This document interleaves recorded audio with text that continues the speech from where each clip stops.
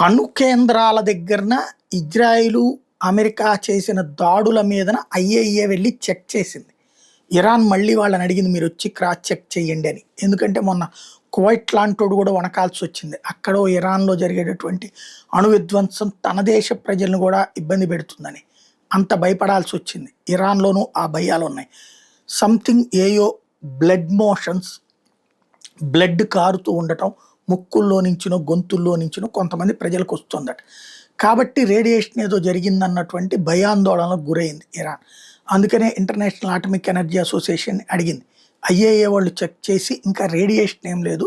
ఇప్పుడు ఈ ముక్కుల్లో బ్లడ్లు ఇవన్నీ కూడా ఇప్పుడు వరకు జరిగినటువంటి బాంబు పేలుళ్ల సందర్భంలో ఆ దగ్గరలో ఉన్నప్పుడు వచ్చినటువంటి ఆ అమ్మోనియం పీల్చడం వలన ఆ విపరీతమైనటువంటి ఆ బాంబు స్ప్రెడ్డింగ్ వల్ల వచ్చింది తప్పించి మరేం లేదని చెప్పారు. కాబట్టి ప్రస్తుతానికైతే భయం లేదు. కానీ ఆ లోపల లీకేజీని ఏమన్నా కవర్ చేస్తున్నారా అన్న సందేహం అయితే ఉంది.